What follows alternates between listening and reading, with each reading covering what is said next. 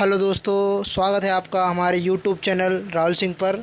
आज दोस्तों हम हिस्ट्री के चैप्टर स्टार्ट करने वाले हैं। 12th class CBSE board, other boards के लिए भी ये हैं। आज से हम इम्पोर्ट जो क्वेश्चन चैप्टर हैं आपका सिलेबस हिस्ट्री का पूरा कवर करेंगे। दोस्तों आज से हम एक एक करके वीडियो बनाएंगे और आप दोस्तों इस लॉकडाउन का फ़ायदा उठाएं, घर बैठे ही दोस्तों पढ़ें ताकि आपका जो सिलेबस है वो पिछड़े ना, आप उसमें अपना स्कोर कर सकें। 12th क्लास के एग्ज़ामिनेशन जब भी हों आप उसमें अच्छा स्कोर कर सकें। चलिए दोस्तों बिना देरी के कल चलते हैं अपने चैप्टर की ओर। जैसे कि आप देख सकते हो अपने स्क्रीन पर, आपका जो चैप्टर है हिस्ट्री का फर्स्ट चैप्टर ईंटें, मनके और अस्थियां हैं। जैसे कि आप जानते हो दोस्तों ये ई बुक से पढ़ाऊँगा मैं, पार्ट फर्स्ट है। पार्ट जो सेकंड होगा वो जल्दी ही आएगा दोस्तों। चलते हैं दोस्तों नेक्स्ट अपने चैप्टर की ओर। आप देख सकते हैं दोस्तों अपनी स्क्रीन पर हड़प्पा सभ्यता काल बताएं तथा इसका दूसरा नाम सिंधु घाटी सभ्यता क्यों है। इस चैप्टर में दोस्तों आप हड़प्पा सभ्यता से संबंधित सारी जानकारी प्राप्त करेंगे, यानी कि उसके बारे में अच्छी तरह से पढ़ेंगे, डीपली पढ़ेंगे और दोस्तों आपको अच्छी खासी नॉलेज इससे प्राप्त होगी। दोस्तों आपसे एक पहला क्वेश्चन है, हड़प्पा सभ्यता काल क्या था तो इसका नाम सिंधु घाटी सभ्यता क्यों था। हड़प्पा सभ्यता काल 2600 ईसा पूर्व से 1900 ईसा पूर्व माना जाता है। हड़प्पा सभ्यता का सिंधु घाटी की नदी तक विस्तार होने के कारण ये सभ्यता सिंधु घाटी सभ्यता के नाम से जानी जाती है।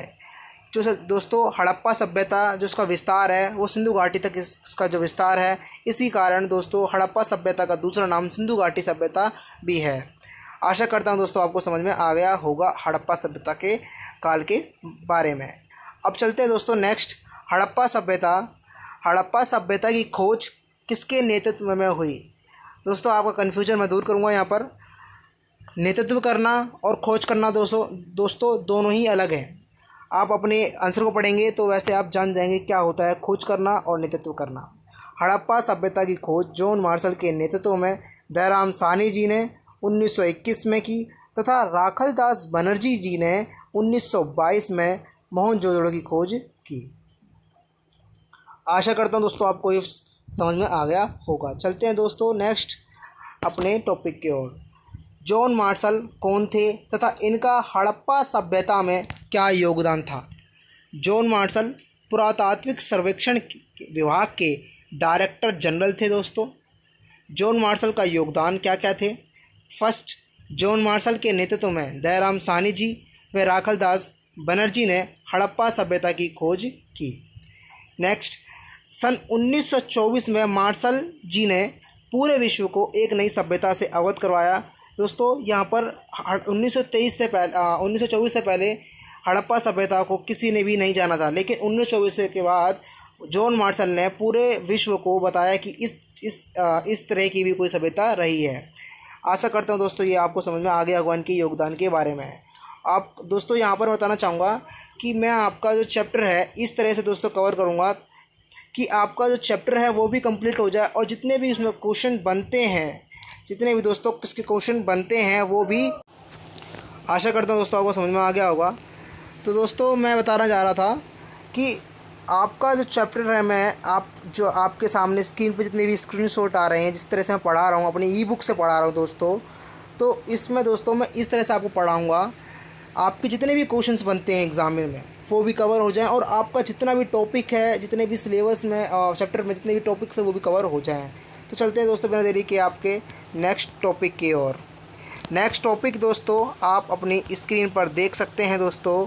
नेक्स्ट जो हमारा टॉपिक है वो हड़प्पा सभ्यता के विस्तार से है।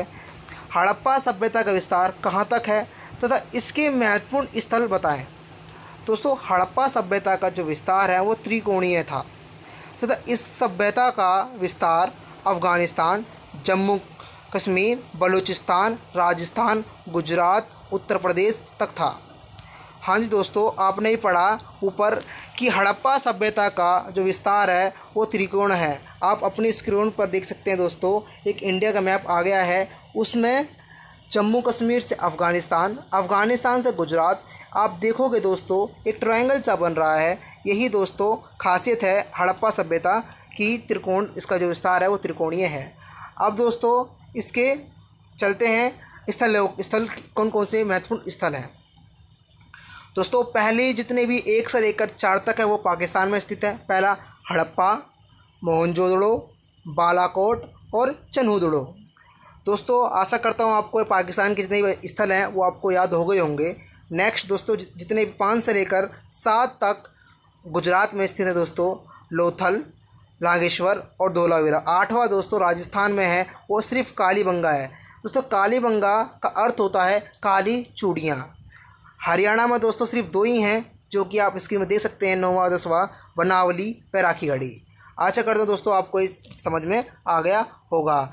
चलते हैं दोस्तों नेक्स्ट की ओर। आप अपनी स्क्रीन पर देख रहे हैं दोस्तों, नेक्स्ट क्वेश्चन आ गया है, यानी टॉपिक आ चुका है, हड़प्पा सभ्यता की विशेषताओं का वर्णन करें।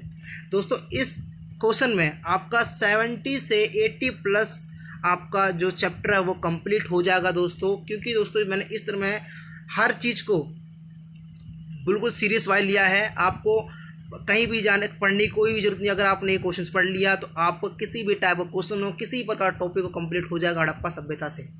तो चलते हैं दोस्तों इसकी सभ्यता, इसकी विशेषताओं की ओर। पहली विशेषता दोस्तों नगरीय सभ्यता। हड़प्पा सभ्यता एक नगरीय सभ्यता है दोस्तों।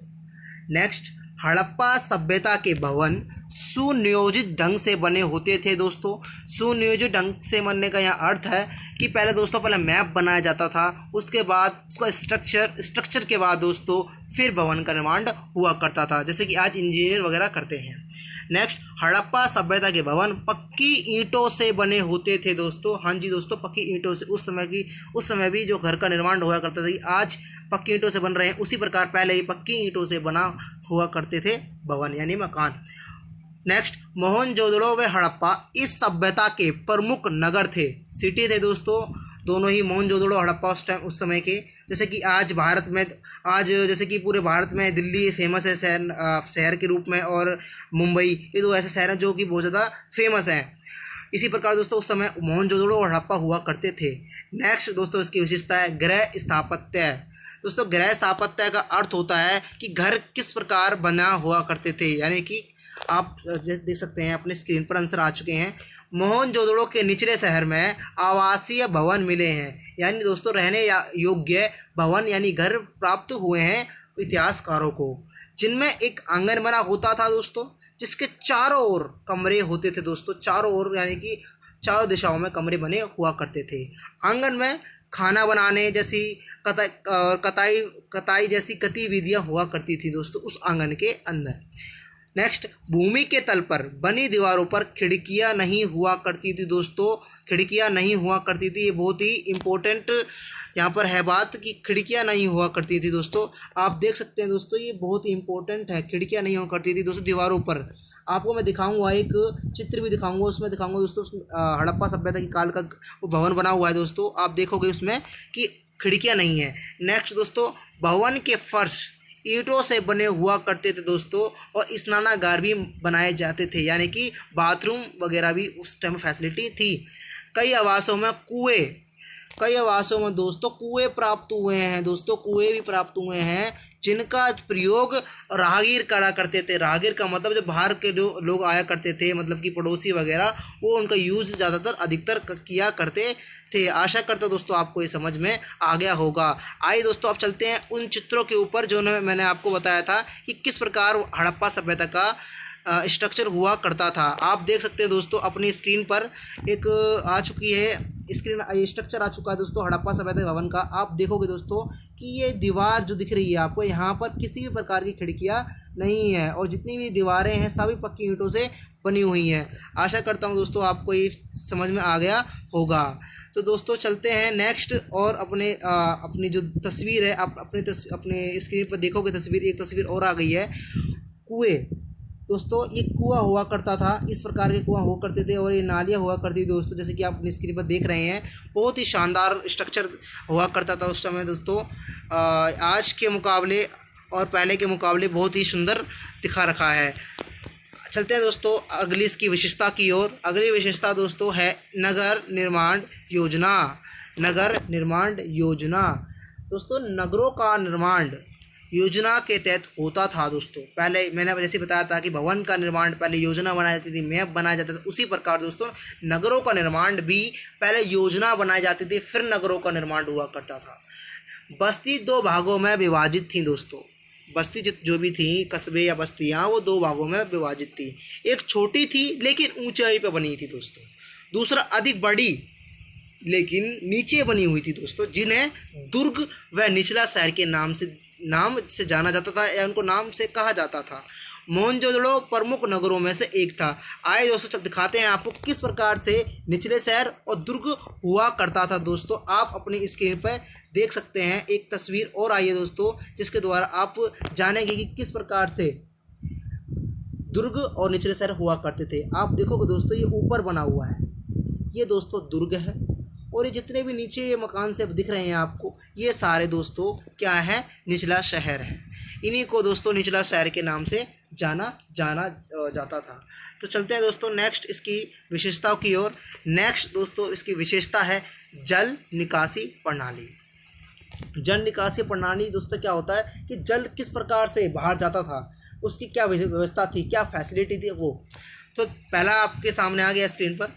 जल निकासी प्रणाली हड़प्पा सभ्यता की एक अनूठी विशेषता थी। हाँ जी दोस्तों, पहले नालियों के साथ गलियों को बनाया जाता था। पहले दोस्तों नालियों के साथ गलियों को बनाया जाता था। पहले नाली का निर्माण, फिर गली का निर्माण हुआ करता था दोस्तों। उसके बाद अगल बगल में घर बनाए जाते थे।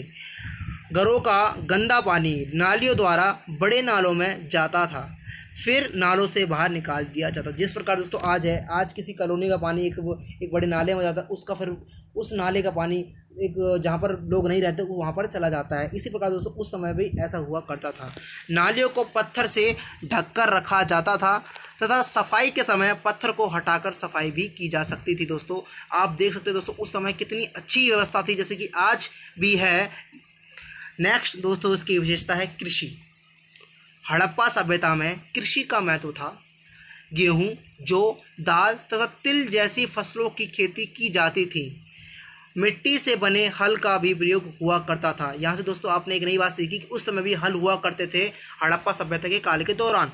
कुएं के पानी से खेत में सिंचाई की जाती थी दोस्तों। उस समय खेत जैसे कि अगर ट्यूबवेल वगैरह है वैसे व्यवस्था नहीं हुआ करती थी शायद, लेकिन कुएं हुआ करते थे जिनके द्वारा उसके पानी की सिंचाई खेतों में की जाती थी। नेक्स्ट है दोस्तों एक ही खेत में। दोस्तों एक ही खेत का मतलब दोस्तों यहाँ पर अर्थ है कि एक ही खेत, जैसे कि एक खेत है और इसी खेत में 2 प्रकार की खेती कर दी। यहाँ पर जौ कर दिया, यहाँ पर गेहूँ कर दिया, या फिर चावल कर दिया। इस प्रकार दोस्तों वहाँ पर खेती हुआ करती थी। एक ही खेत में 2 प्रकार की फसलें उगाई जाया करती थी दोस्तों उस समय में दोस्तों हड़प्पा सभ्यता के काल के दौरान। नेक्स्ट दोस्तों इसकी जो विशेषता है पशुपालन। पशुपालन दोस्तों मतलब पशुओं को पालना। हड़प्पा के निवासी पशुपालन करते थे। जंगली पशु दोस्तों उस समय फेमस थे, हिरण, जंगली सुअर तथा घड़ियाल इत्यादि। और पालतू पशु जो कि पाले जाते थे हड़प्पा निवासियों के द्वारा, बकरी, भेड़, सुअर तथा भैंस इत्यादि। वस्तु को एक स्थान से दूसरे स्थान पर भेजने व लाने के लिए परिवहन के रूप में जानवरों का प्रयोग किया जाता था दोस्तों। यानी कि उस समय जैसे कि आज रेल है, बस है, ट्रैक्टर, उस समय ऐसा नहीं था दोस्तों, ऐसी फैसिलिटी नहीं थी उस समय पर, इतनी टेक्नोलॉजी नहीं हुआ करती थी। इसीलिए दोस्तों जो पशु हुआ करते थे उनका सहारा लिया जाता था परिवहन के रूप में। बैलों का प्रयोग दोस्तों जुताई के रूप में किया जाता था। मतलब जुताई जो होती थी खेतों की, तो आज तो ट्रैक्टर हैं, लेकिन बट उस समय में ट्रैक्टर नहीं हुआ करते थे, तो बैलों का ही यूज किया जाता था खेत की जुताई के लिए। चलते हैं दोस्तों नेक्स्ट इसकी जो विशेषता है। दोस्तों नेक्स्ट जो विशेषता है वो है सड़क। हाँ जी दोस्तों, हड़प्पा सभ्यता की सड़क का जो निर्माण था वो गिरण पद्धति से हुआ करती थी।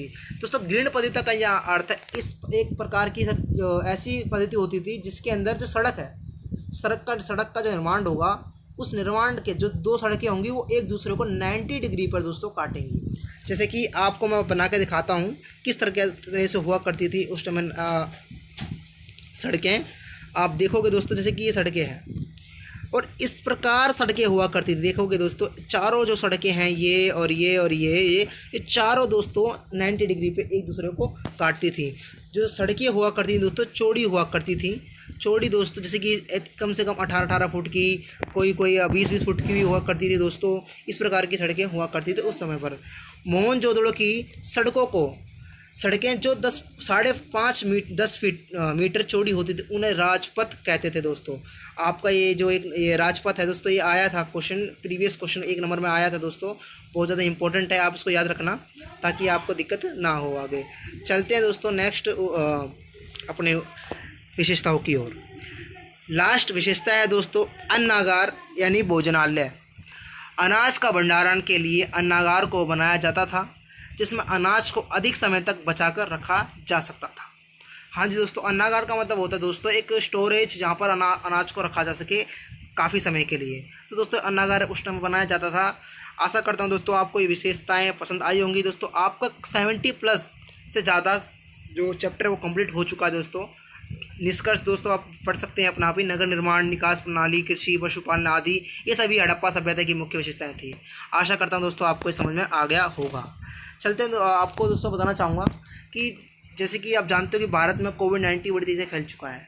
तो दोस्तों आप अपना टाइम बर्बाद ना करें दोस्तों, अपने घर पे ही पढ़ें ताकि आपका जो कभी भी सेशन लगे तो आप पिछड़े ना हो। आपको कम से कम थोड़ा तो नॉलेज हो अपने चैप्टरों के बारे में। तो आशा करते हैं दोस्तों आपने मेरी वीडियो को लाइक भी कर दिया होगा, शेयर भी कर दिया होगा और दोस्तों सब्सक्राइब भी कर देना। तो थैंक यू दोस्तों, वॉच माय वीडियो।